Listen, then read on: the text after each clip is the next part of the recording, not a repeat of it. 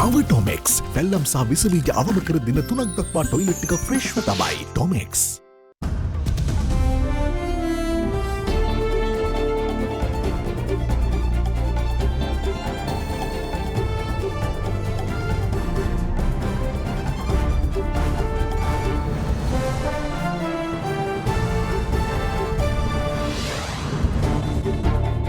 Tonight, one voice. The stage has been set for an island-wide hartal tomorrow that will see the entire country closed down in protest of the government. All about the numbers. MP Ranjit Siambalapitiya gets re-elected as Deputy Speaker by secret vote with independent group support as well. Token effort. Bar Association President Salia Piri says he has no confidence in the no confidence motion. There is a school of thought to say that because the President is responsible and answerable to Parliament, a vote of no confidence can be brought in respect of his performance. If that is passed, that would not have the effect of removing him from office. Problems and solutions. As fuel queues get longer, the CPC limits fuel issues, while the Energy Minister says a pricing formula is coming next week. All this and much more coming up tonight on First at 9, this Thursday, the 5th of May, 2022. Clear Ice Cool Menthol is horrible තොර ලස්සන කෙස් කලබක් ලබා දෙයි. Clear සමගින් දැන් zero dandruff. From AdaDerana, this is AdaDerana First at 9. Live from Studio 24 in Colombo. Bringing you the latest from across the island, this is First at 9 and I'm David Ebert.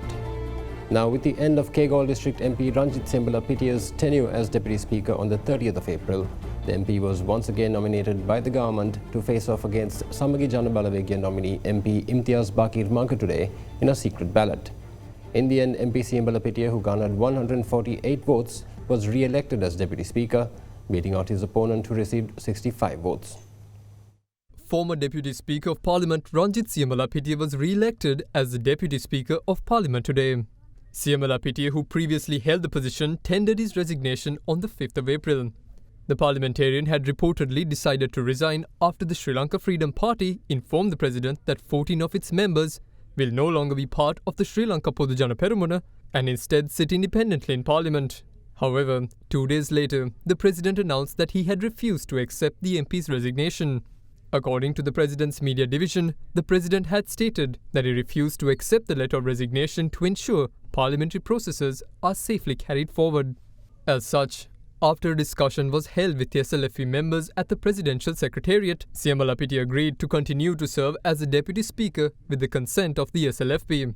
However, delivering a special message on the 8th of last month to the House, MP Siambalapitiya said that he will continue in his capacity as Deputy Speaker only until the end of April. As such, last week on the 30th of April, during a special media briefing, he stated that his tenure has come to an end and that the Parliament will have to elect a new Speaker this week. After the President had accepted Siambalapitiya's letter of resignation yesterday, Speaker of Parliament Mahinda Yapa announced today that a new Speaker must be appointed. Following this, Siambalapitiya was once again nominated by MP Nimal Siripala de Silva, while MP Imtiaz Bakir Makar was nominated by MP Lakshman Kiriyalla of the Samagi Jana Balawegya. With that, a secret ballot was held to pick which one of the two nominees would take the seat as Deputy Speaker of Parliament. At the conclusion of the voting process, MP Siambalapitiya reportedly secured 148 votes in his favour, while MP Imtiaz Bakir Makar was able to obtain 65. However, while 8 MPs had not been present in Parliament today, 3 votes had been disqualified from the count. As such, Speaker of Parliament Mahinda Yapa announced today that Ranjit Siambalapitiya had won the vote and has been elected as the new Deputy Speaker of the Parliament. Now, Power and Energy Minister Kanchana Wijesekara says that the Ceylon Petroleum Corporation will need an estimated $550 million every month from now up to December this year to secure fuel supplies. Speaking in Parliament today, the minister also revealed that despite having revised fuel prices last month, the CPC continues to face massive losses as subsidies continue. He also announced that the much-wanted fuel price formula is expected to be announced next week as a measure to try and reduce losses as much as possible. පසුගිය 18 වෙනිදා සිදු කරන ලද මිල සංශෝධනය සිදු කරන්න පෙර මේ රටේ ඛනිජ තෙල් අලවියෙන් ඛනිජ තෙල් මිලදී අරගෙන ඛනිජ තෙල් අලවිය කිරීම තුලින් ඉන්ධන අලවිය කිරීම තුලින් දෛනිකව ඛනිජ තෙල් සංස්ථාව ලබපු පාඩුව මිලියන 1613ක්. ඒ කියන්නේ අපි ඛනිජ තෙල් සඳහා අපි වියදම් කරන මුදලට වැඩිය අඩු මුදලකට තමයි අපි ජනතාවට දීර්ඝ කාලයක් තිස්සේ ඒක ලබා දීලා තිබුණේ. ඒ සඳහා සහන ආධාරයක් ලබා දීලා තිබුණා. පෙට්‍රල් වලට, ඩීසල් වලට, භූමි තෙල් කියන තුනටම ඒක දීර්ඝ කාලයක් තිස්සේ පවත්වාගෙන ආවා. 1613ක් දෛනික සිදුවෙච්ච පාඩුව බිලියන 1.6ක්. ඒ වගේම මිල සංශෝධනය තුලින් ඉන් පසුවත් ගරු කතානායකතුමනි අපි කියන්න ඕනේ ඒක ලාභදායී තත්ත්වයට පත් වෙලා නැහැ.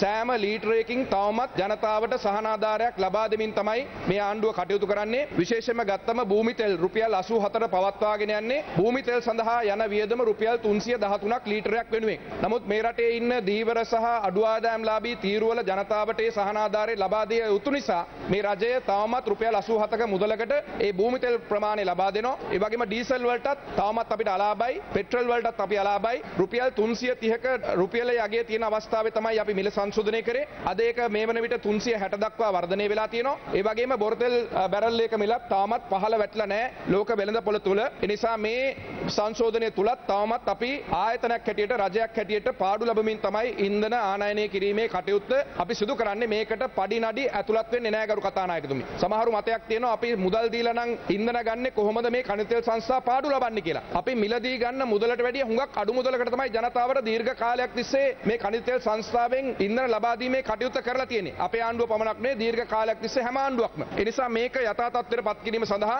ගන්න පියවර මොකක්ද කියලා ඔබතුමා අහලා තියෙනවා. ඒ නිසා අපි විශ්වාස කරනවා IOC සමාගම සහ සිපෙට්කෝ කියන දෙකම අපි බලාපොරොත්තු වෙනවා ලබන සතියේ කැබිනට් මණ්ඩලයට මේ සඳහා විනිවිදභාවයෙන් යුතු යම් මිල සූත්‍රයක් හඳුන්වා දිය යුතුයි කියන එක. මිල සූත්‍රයෙන් අපි සියලුම අපේ පාඩුව පියව ගන්න නෙමෙයි අපි උත්සාහ කරන්නේ. නමුත් යම්කිසි ආකාරයක අලාභය අවම කරගෙන අපිට අලාභය අවම කරගත්තොත් විතරයි අපිට ඊළඟ නෞකාව සඳහා අවශ්‍ය මුදල් ටික අපිට උපය ගන්න පුළුවන් වෙන්නේ ඒ ඇනවුම් කටයුතු කිරීම සඳහා. ඒ වගේම මේක මීට අවුරුදු දෙකකට පෙර, වසර දෙකකට පෙර ඛනිජ තෙල් සංස්ථාවට මාසයක් වෙනුවෙන් ඉන්ධන ඇනවුම් කරන්න වියදම් වෙච්ච මුදල තිබුණේ ඩොලර් මිලියන 150කට අඩු මුදලක්. ඩොලර් මිලියන 150කට අඩු මුදල අද ලෝකයේ ඉතිහාසයේ වැඩිම මිල බවට පත් වෙලා තියෙන මොහොතක බොරතෙල් බැරල් එකක මිල අද දවස වෙන විට අපිට ඩොලර් මිලියන 580ක් වැය වෙනවා මැයි මාසයේ සඳහා පමණක් සම්පූර්ණ ඉන්ධන ආනයනය කරන්න. ඒතර 120 ඉඳලා 580 දක්වා මේක පහුගිය මාස කිහිපේ 400 450 580 දක්වා වර්ධනය වෙලා තියෙනවා.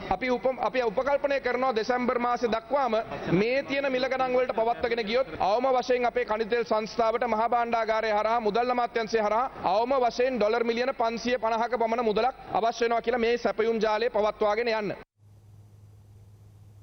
Meanwhile, calls for the removal of the president and the government have been loud and clear across the country in the past months since the economic crisis hit a high point with high prices and shortages.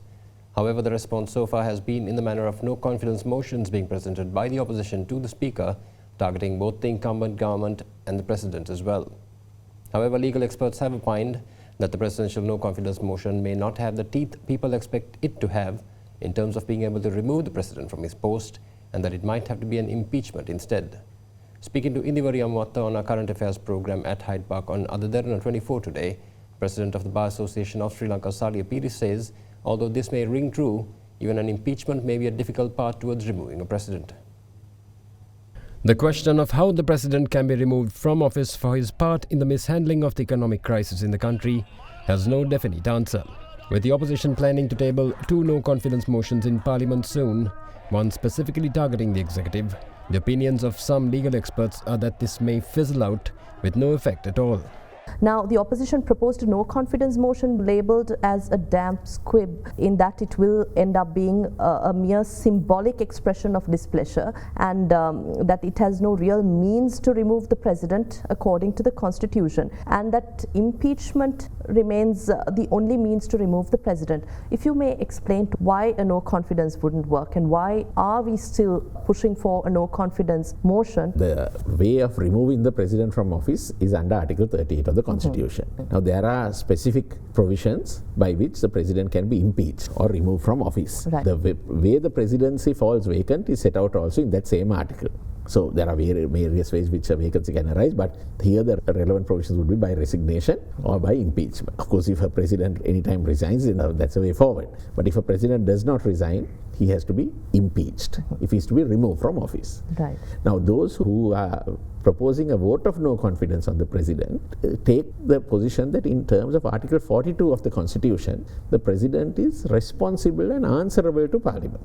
So this is why I say the executive presidency is flawed, because the Constitution says the president is responsible and answerable to Parliament. But the manner in which he is responsible and answerable is not specific apart from the impeachment provision. Now, there is a school of thought to say that because of Article 42 of the Constitution, because the President is responsible and answerable to Parliament, a vote of no confidence can be brought in respect of his performance.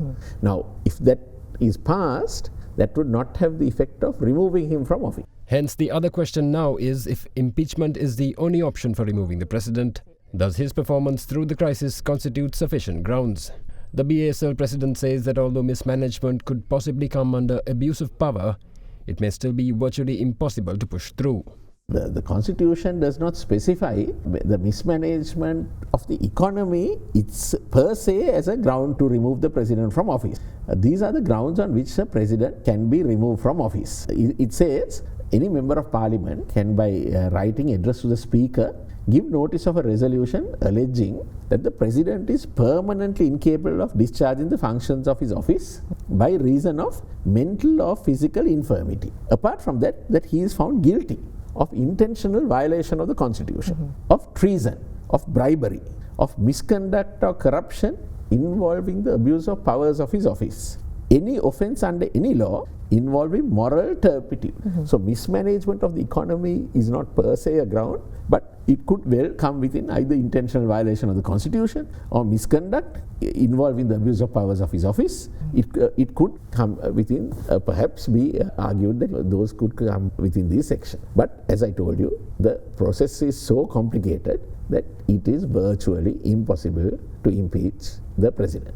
In this backdrop, it begs another more important question, namely, are the calls for change of thousands of Sri Lankans all in vain, and is there no end in sight for the political crisis?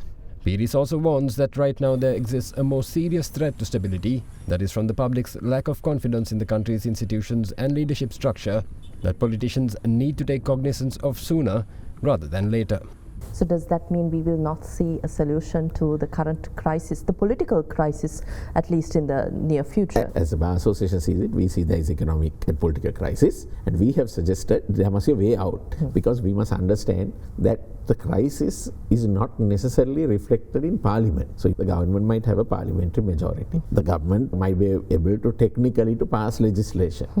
But the problem is there is a crisis on the ground, a deep crisis of confidence in the institutions of this country, crisis of confidence in the president, crisis of confidence in Parliament, and that may not be seen in Parliament, but that is the ground reality. And that is what poses a serious threat to political stability and the economic stability of the country. And the sooner the politicians understand this, the better it is for the country. Now, trade unions representing multiple sectors in the government, semi-government and private sectors are set to engage in an island-wide hartal tomorrow. With that, public transport will only be provided by the Sri Lanka Transport Board, with private buses as well as railway services announcing support for the strike. Multiple trade unions of various sectors announced yesterday that they plan to carry out a mass hartal tomorrow. The general strike is being carried out by the trade unions in protest against the government's reluctance to heed to the calls of the people and resign. The strike carried out tomorrow is expected to see the participation of trade unions from across the government, semi-government and private sectors. President of the Association of Health Professionals stated that all staff at hospitals too would express their support for the hartal tomorrow for 2 hours between 12 p.m. and 2 p.m. Meanwhile, the trade union at the Central Bank too announced that more than 90% of its staff members will join in the hartal tomorrow. In addition, teachers and principals, trade unions and trade unions at the Water Supply Board and the Ceylon Electricity Board said that none of their employees at the institutions will report to work tomorrow. Trade unions at the CB stated that they will only take measures to restore power to areas where hospitals are located in cases of a power outage. However, there is a division of opinion between other trade unions at the Water Supply and Drainage Board and the CB. These trade union groups at the CB and Water Supply and Drainage Board say that they will not support the Hartal. Similarly, some trade unions belonging to essential services such as those engaged in the distribution of fuel and some local government institutions will not join the Hartal as well. In the meantime, representatives of the transport sector expressed their views today on whether public transport services will be operational tomorrow due to the Hartal. They stated that while private buses will refrain from providing their services tomorrow, the Sri Lanka Transport Board will however operate as usual. In addition, officials of multiple trade unions attached to the Railways Department stated that all their members will support the strike tomorrow. Meanwhile, the Sri Lanka Immigration and Immigration Officers Association said in a statement today that in view of the current crisis, the Silk Road passenger clearance at the Katunaik International Airport will be suspended from tomorrow for Sri Lankan VIPs. And we'll be back with more local stories right after this short break. Do stay with us. Big 3. Welcome back. Following yesterday's arrest of protesters near the Parliament complex, the police have taken steps to close down 2 main approach roads to prevent inconvenience to parliamentarians and Parliament staff. With that, parliamentary entry roads from Diyatha Uyana Junction to Jayantipura Junction and Jayantipura Junction to Kiangnam Junction will remain closed today and tomorrow. Following yesterday's crackdown by the police against several protesters near Parliament, a decision has been taken to close down several access roads to the Parliament complex today and tomorrow, the Police Media Division says.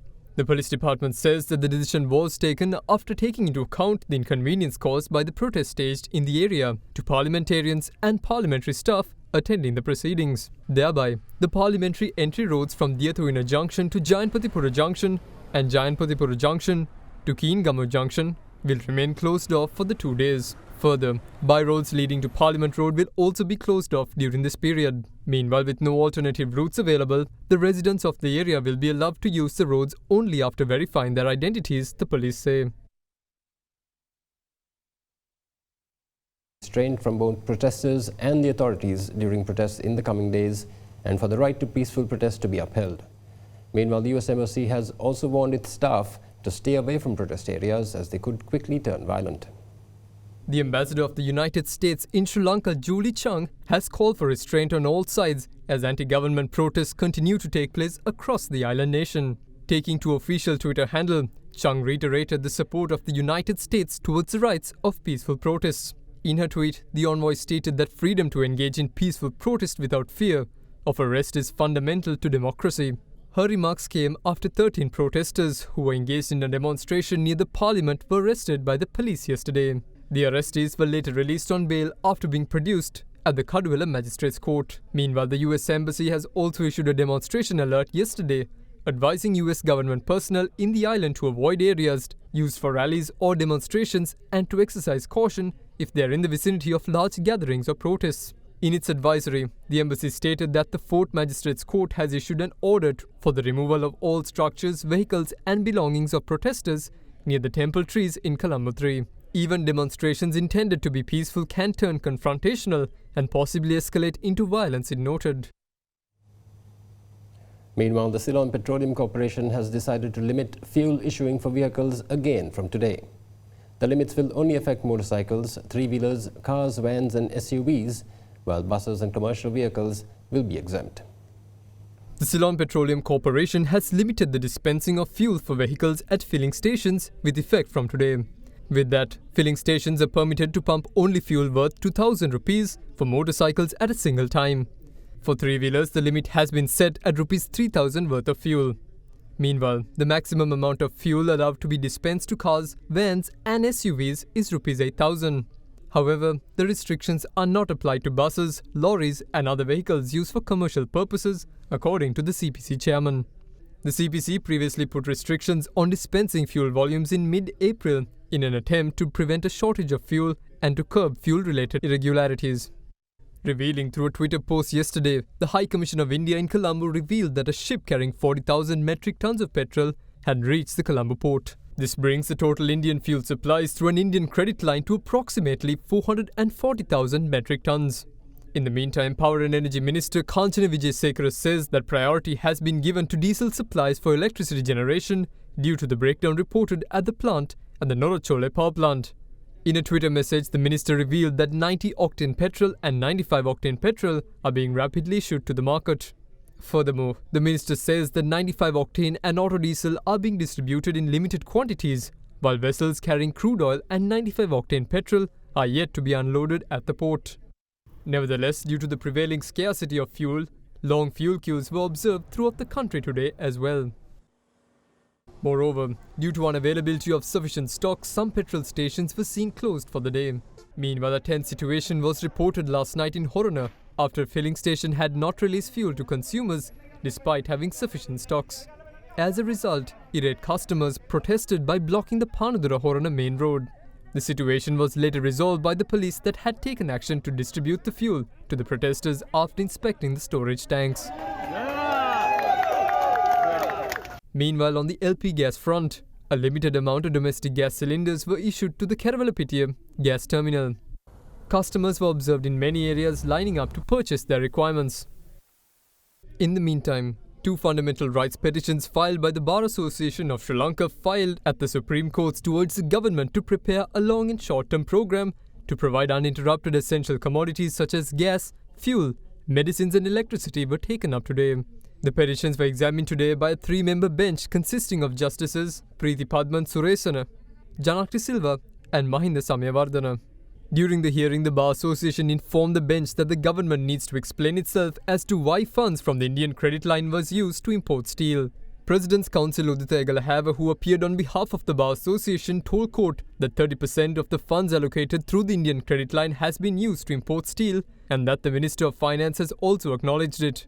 The President's counsel added that during the time of serious economic despair endured by the people, a credit facility intended to import essential items being used up to import steel is not acceptable. Appearing on behalf of the government, Additional Solicitor General Naren Pulle informed court that an affidavit including the steps taken to resolve the current economic crisis has been presented to the court by the Secretary to the Ministry of Health and the Secretary to the Ministry of Power and Energy. Furthermore, the Additional Solicitor General requested another date to brief the court on progress. Examining all the facts, the bench ordered the case to be taken up again on the 12th of May and ordered the Attorney General's Department to brief the court on the steps being taken to end the economic crisis. Now, a tense situation developed in front of the parliamentary complex today as well, after a group of protesters from the Inter-University Students' Federation tried to force their way through one of the heavily barricaded roads leading to the parliamentary complex. The police fired tear gas on the university students today after they had broken through the first line of barricades set up by the police at the entrance to the parliamentary complex and dispersed them shortly after. The police had taken measures today to heavily barricade and close the road leading to the parliament complex today from the Polduva junction. The only people that had been given permission to enter the road were parliamentarians and other parliament staff. However, the measure by the police had severely inconvenienced the public today. Amidst this, the Inter-University Students' Federation began a protest march from the Sri Jayawardhanapura University today and headed towards the parliament. The protesters, while causing heavy traffic congestion, had made their way to the parliament from Vijayarama Mawatha through Nugegoda, Navala and Rajagiriya. A tense situation erupted after the protesters made their way to the Polduva junction. The protesters had taken measures to force their way through the first line of barricades set up by the police. As a countermeasure, the police fired tear gas on the protesters today and had them dispersed. In the meantime, in just 3 days, the protest carried out at the Golface Green will mark 1 month since it commenced on the 9th of April. The agitations of the protesters that continue to gather at the Golface Green continue to be loud and have stayed in sync with the demands that were first made at the Golface Green. That is for the President and the government to step down immediately. Last night at the protest site, the 12 protesters who had been arrested and released on bail after protesting in front of one of the roads leading to the parliamentary complex arrived at the Golface Green. The group of protesters received a warm welcome from the protesters gathered at the site. As seen in the past, the Golface Green has been an endpoint for many of the protests that has been staged in Colombo. One such protest march was carried out today by a group of fishermen from Negombo. The fishermen had begun their march from the Fort Railway Station and proceeded to the Presidential Secretariat today. Some of the protesters were seen carrying a fishing boat from the Fort railway station until they arrived at the presidential secretariat.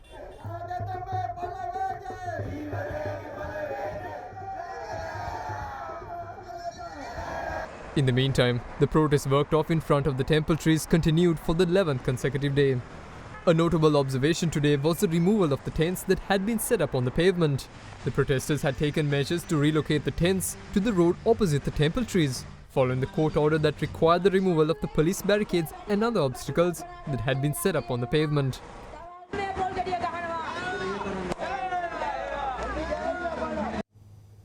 Now, former Governor of the Central Bank, Ajit Nivat Cabral, has been summoned to appear before the Colombo Additional Magistrate on the 23rd of May. The court also announced that the overseas travel ban imposed on him will be extended until that day. Cabral was previously issued summons to appear in court on the 2nd of May. However, he could not make an appearance as it was declared a public holiday by the government. Attorney-at-law Jeevantha Jayatilaka appeared for him and stated that he would make preliminary objections regarding the personal complaint.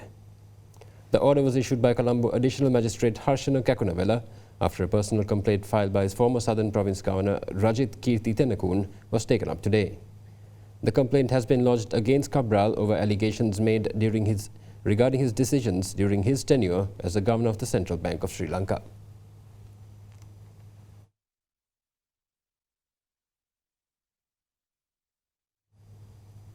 Now, 14 people were arrested by the Sri Lankan Navy yesterday while attempting to enter India illegally by boat. The arrested include 12 people from 3 families along with 2 crewmen. According to the reports, the 12 migrants were natives of Trincomalee, while the 2 crew were from Mannar. The Sri Lankan Navy in the early hours of yesterday made the arrests while the boats were travelling from Mannar to Dhanushkodi in India. The Sri Lankan Navy, meanwhile, was patrolling the waters of the Mannar district and detected the 2 boats carrying people trying to cross the international maritime border. The members of the 3 families include 7 boys, 3 women and 2 men. The group of 14 have been handed over to the Mannar police for initial investigations. The Mannar police have said that the 14 people, including 2 crew, will be produced before the Mannar magistrates after investigations.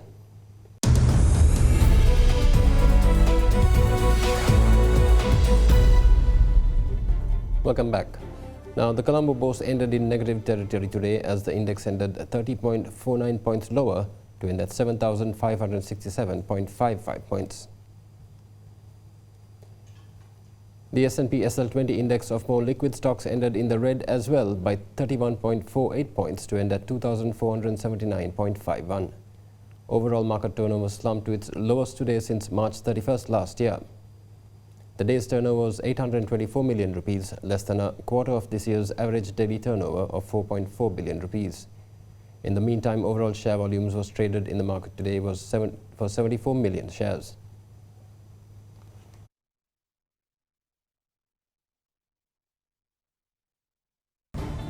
And that's all we have for you tonight. We hope you join us again tomorrow at the same time. Good night.